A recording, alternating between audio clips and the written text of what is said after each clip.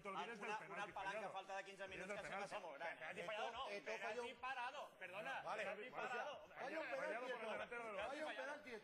No, penalti parado. No penalti fallado, penalti parado. Venga, vamos a apiadarnos un poco.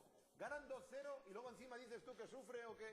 Si el Madrid estaba todos detrás del portero... Si en lugar de Drente la cojo yo, 0-1. Pero si Juan de Ramos salió... Ya no te digo ni Robén. Por lo menos que jueguen valiente para el espectáculo. No dice que valen 170 euros la entrada, por lo menos que... Escolta'm, Alfredo, alineacions probables del Barça i del Madrid, suposo que ja ho deus tenir empapat perquè has de retransmetre. Sí, porque por ejemplo la del Madrid tiene una duda porque Albiol tiene molestias, pero lo normal es que juegue Casillas con Sergio Ramos, Pepe, si no está Albiol entraría Ezequiel Garay y en la banda izquierda Arbeloa.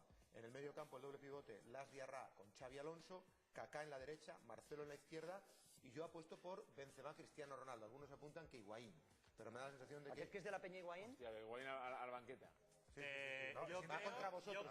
Yo creo que pondremos el autobús debajo de la portería y a la última media hora el jugador argentino más en forma del momento, que es el Pipa Higuaín, saldrá. ¿Tú crees que aguantará media hora al Barça? Como el Inter, ¿no? Como el Inter aguantó la primera media hora. No, como la Almería, los 11 debajo y cuando falte media hora el jugador argentino individual a más Xavi, importante del momento. De equipo grande, ¿eh? Como la Almería. Como la Almería. Perdón.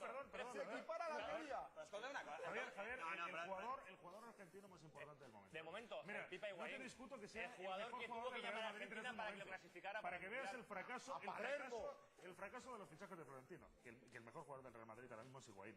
Fichar a Cristiano. Claro, porque es que Cristiano lleva 2 meses y que el mejor Cristiano lleva 2 meses sin jugar, por favor. No querrás que sea el mejor sin jugar. Pero el mejor